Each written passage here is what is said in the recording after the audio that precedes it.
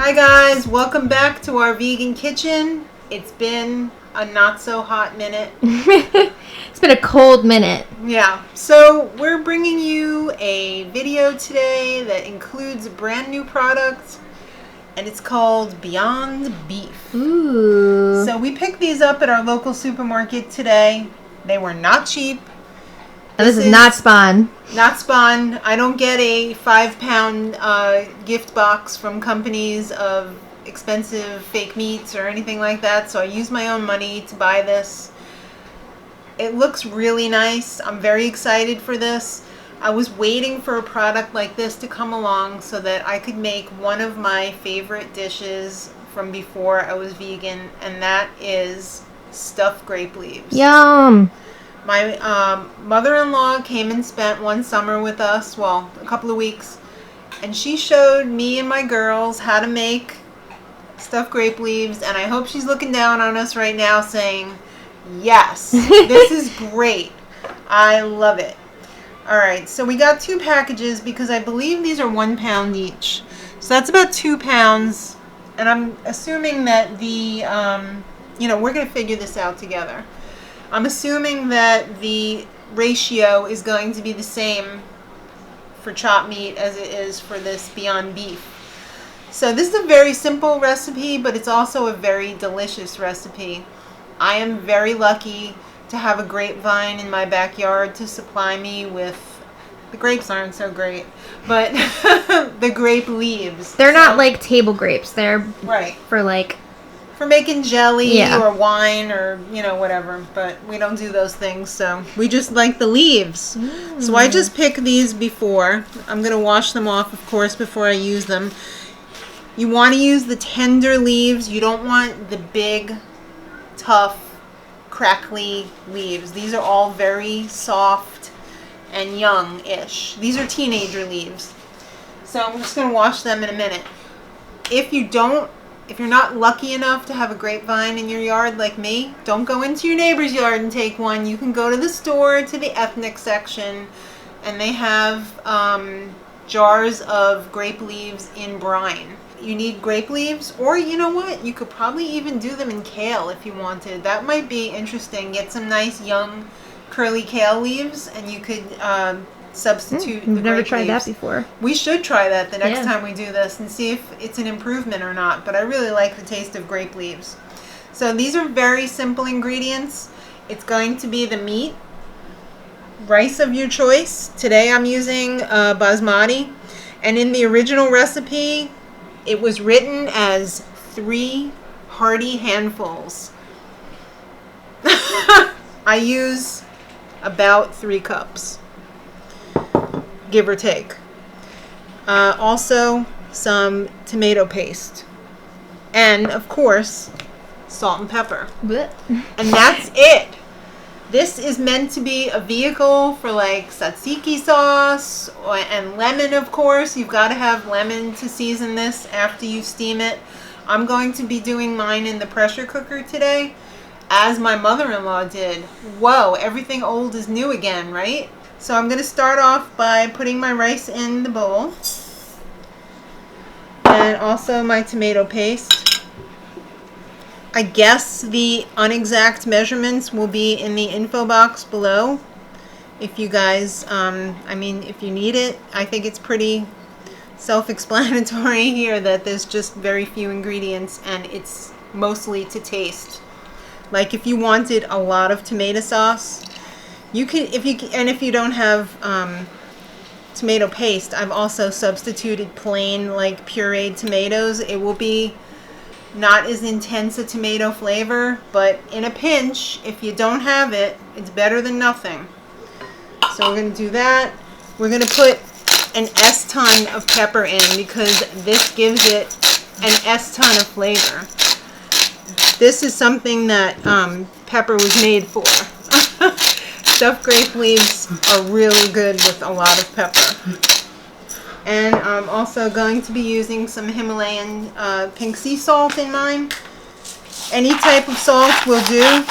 I'm going to assume that I'm going to crank out a teaspoon of salt here for all this. I'm assuming that this is going to be somewhat seasoned and salty, so I'm not going to put too much.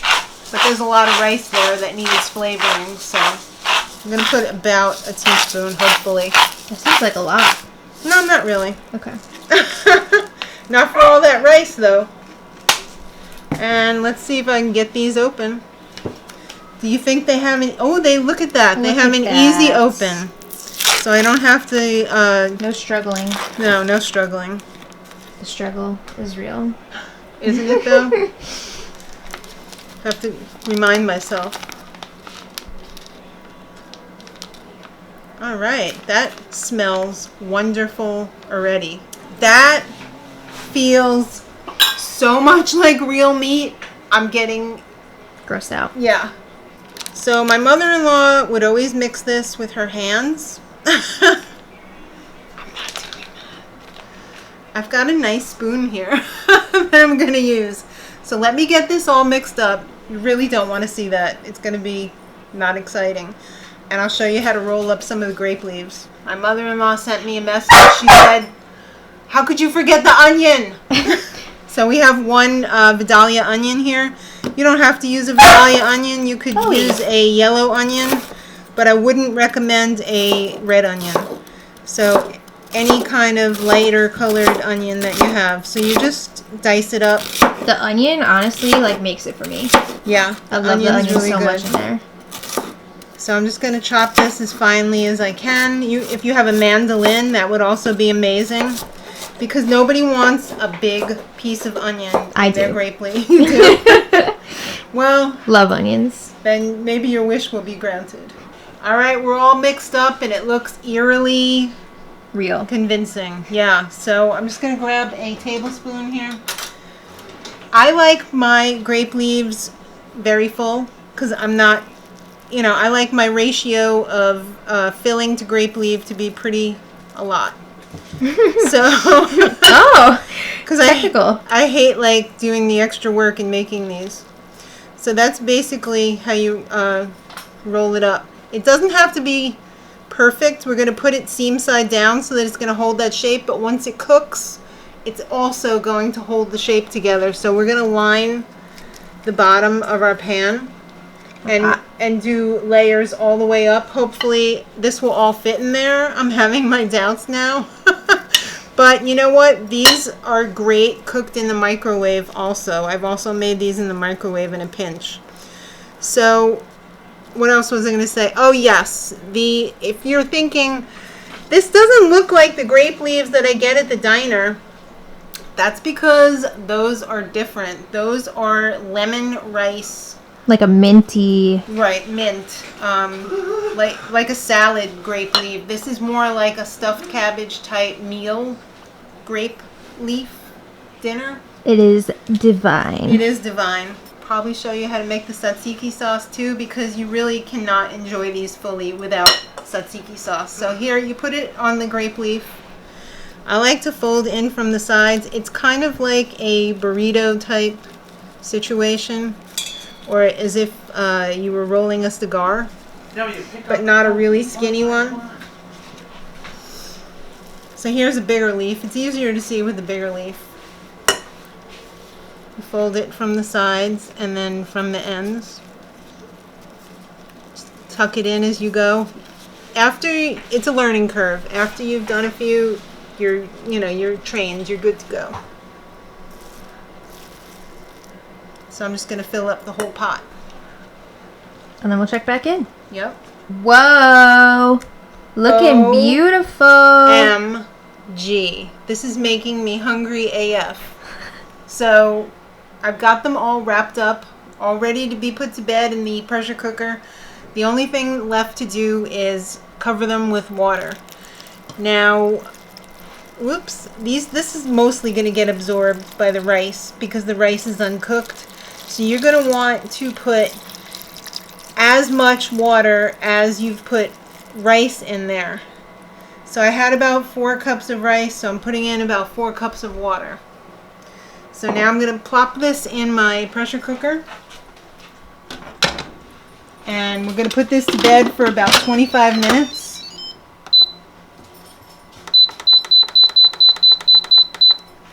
set it and forget it. Close the valve, and this will do the rest. We're going to release it when it's done, and in the meantime, we're going to be making our tzatziki. So we've got an English cucumber here, and we've already peeled it and cut off the tips, so we're going to cut it in half lengthwise. Now this is going to make a very delicious, not that watery tzatziki. You don't want your tzatziki to be watery. If you're using a regular cucumber and not an English cucumber, I would recommend scooping the seeds out because you don't need all that. We're just going to cover this in salt and let it sit for about 15 to 20 minutes. And this plate will be full of water at the end of that. And interesting. Right? Because you're kind of desiccating it. You're kind of drying it out because you don't want the sauce to be liquidy and watery. You want it to be nice and thick and lush. So let that sit. You can see that some of the water is already coming out. So just set it aside. Yep. I was zoomed in. Oh, sorry. It's okay. Set it aside. After all the water comes out in 20 minutes or so, we're going to rinse it off, and then we're going to mince it up and put it in the sour cream. All right, I've got my cucumber ready to go here. It's still weeping a little bit, but just blot it off. I didn't put that much salt, so I'm not going to rinse it. And I'm not going to really add any extra salt to the recipe. So I'm going to cut it up with this mandolin so that it's nice and fine. And then once we shred it up with the mandolin, we're going to squeeze out some more water with a paper towel before we put it in to make the sauce. So I'm just going to very quickly go through this. So I blotted this, got off some green water. I'm going to put this in my bowl. I'm only using half of it. Because I only have a small container of sour cream. If I was making this not vegan, I would use Greek yogurt. But sour cream is very close to yogurt. Just make sure you don't get the vanilla. You get unsweetened. I already used some of this on my burrito the other day, so I really don't have all that much. But I got this one at Aldi. How is it? It's, alright. When you add all the other stuff, though, it goes a long way, you know? Mm-hmm. All right, so we're going to mix that together. We're also going to be adding in a couple of, maybe like 1.5 tablespoons of lemon juice. We're also going to be adding in about a teaspoon of granulated garlic. And we don't need to add salt. So we're just going to give this a stir. And the thing about this is the longer it sits, the better it tastes, because the garlic really has a chance to rehydrate and it tastes really nice. So we're just going to give that a stir, and that's all you need to do with that. Just keep it in the fridge until you're ready to eat. Vegan tzatziki. It's dinner time, and the way that you serve these is with some lemon juice. So I've got some beautiful organic lemon juice, and we're going to put a little tzatziki on the top. All right, that was ridiculous. A little more than that. Right? Yum. And we're going to have Maddie taste these because she's actually part Greek. I'm not Greek at all. I just make the food.